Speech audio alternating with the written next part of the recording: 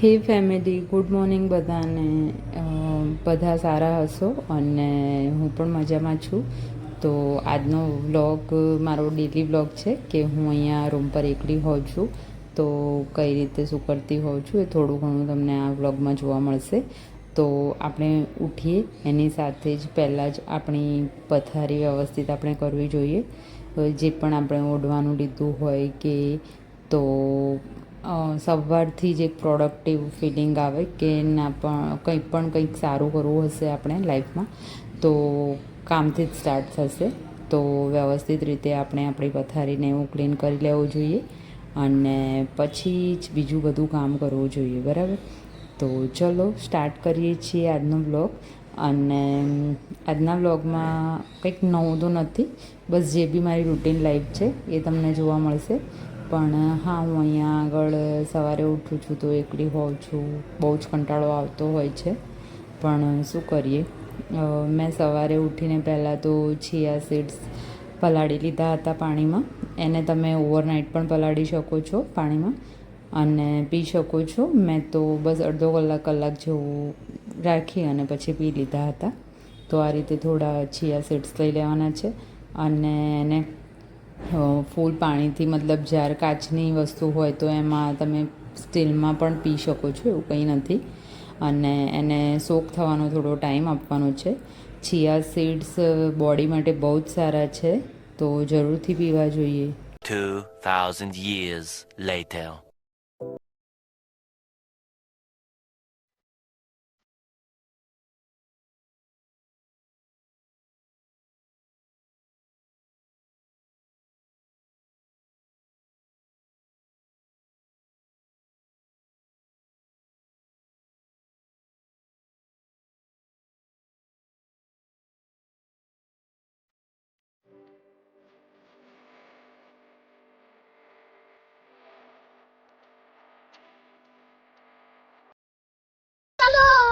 ચલો.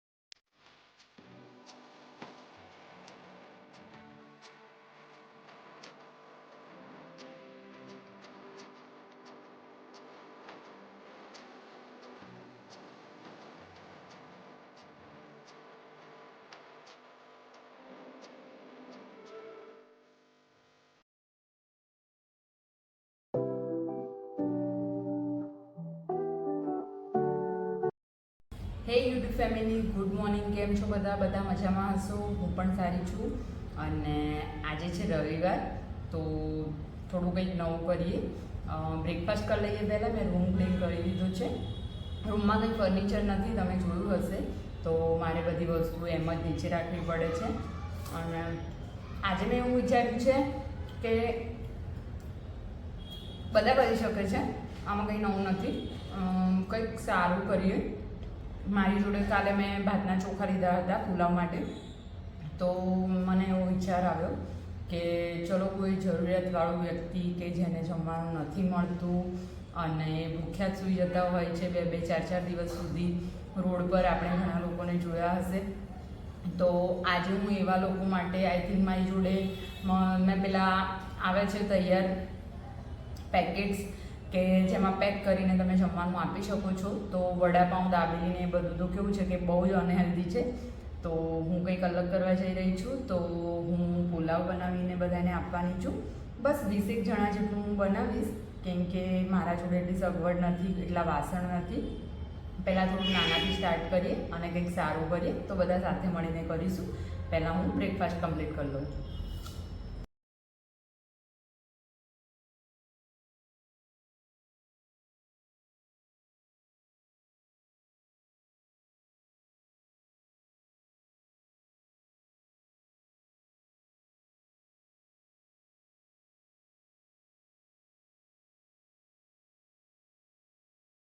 તો મિત્રો મેં નાઈ ધોઈને તૈયાર થઈ ગઈ છું અને ફટાફટથી બહુ લેટ થઈ ગયું છે, તો ફટાફટથી મેં કુકર મૂકી દીધું છે અને આપણે તૈયારી કરી લઈએ. થોડી રાઈ નાખી દઉં છું.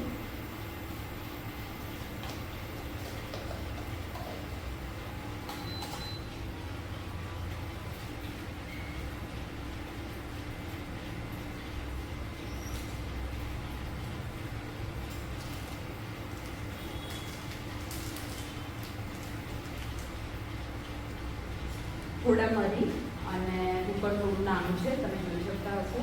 તો હું 2 પાર્ટમાં ભાત બનાવીશ. આ રીતે મેં સબ્જી થોડી સમારી દીધી છે અને બટાકા, ડુંગળી અને બીન્સ મેં એક વાસણમાં આ બધું જોડીને સમાર્યું છે અને આ પણ અલગ રાખ્યું છે. તો ચલો ફટાફટથી બનાવી દઈએ.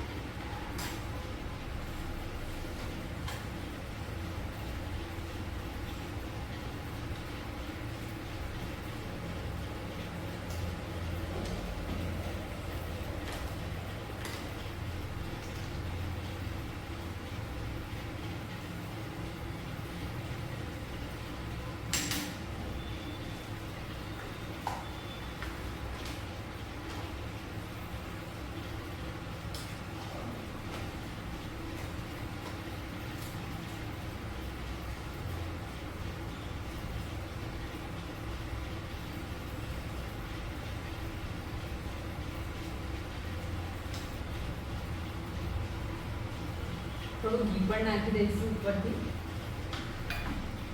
જો મારા ઘરનું ઘી કેટલું મસ્ત છે.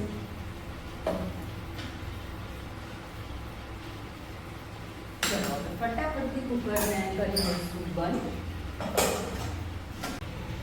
જો મેં આ રીતે બધી શાકભાજી સમારીને રાખી હતી. આ બીન્સ, રીંગણ, બટાકા અને ડુંગળી અને આ છે ટામેટા. બીટ મેં થોડો કલર એડ થાય એના માટે અને ફ્લેવર પણ સારું આવે. ગાજર, ટામેટા અને મરચું અને થોડા ભાત રાખી દીધા છે, કેમ કે ફરીથી મારે મૂકવાના થશે તો ફરીથી પલાળવા પડશે. અને આ રીતે વાસણ છે એમાં હું મિક્સ કરીને આપવાનું છું. તો મળું છું તમને થોડી વારમાં. ત્યાં સુધી બન્યા રહેજો લાસ્ટ. મારા ભાત બનીને રેડી થઈ ગયા છે. કેટલા મસ્ત લાગે છે. ચલો ફટાફટથી ભરી દઉં છું. 1 વાગી ગયો છે. તો મેં કીધું હતું કે એકવારમાં મારે નહીં બની જાય સ્લબ, તો જો એકવારમાં આટલા જ બન્યા છે. મેં ફરીથી કુકર લગાવી દીધું છે, તો ફરીથી બધી તૈયારી કરી લીધી છે અને ફરીથી થોડા બનાવીને પછી આ પેક કરીને તમને મળું છું ફટાફટ. બીજી વાર પણના ભાત બની ગયા છે. હું તમને બતાવી દઉં. જો કેવા મસ્ત લાગે છે. ફટાફટ ભરી દઈએ. આ થોડા તો મેં ભરી નાખ્યા છે. ચલો હું ભરીને પછી મળું છું.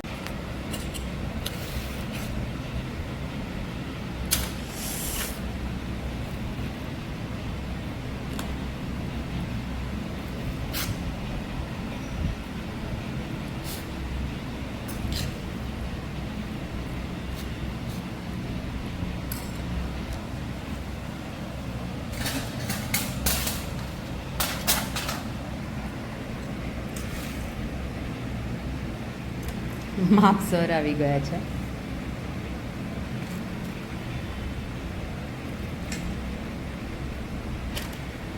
ચલો ફટાફટ ભરીને મળું છું. ફાવતું નથી. તો ફાઇનલી બધા ડબ્બા પેક થઈ ગયા છે. હવે હું ફટાફટથી નીકળું છું આપવા માટે, કેમ કે પછી બહુ જ લેટ થઈ જશે. 1:30 વાગી ગયો છે. મળું છું પછી. Bye bye.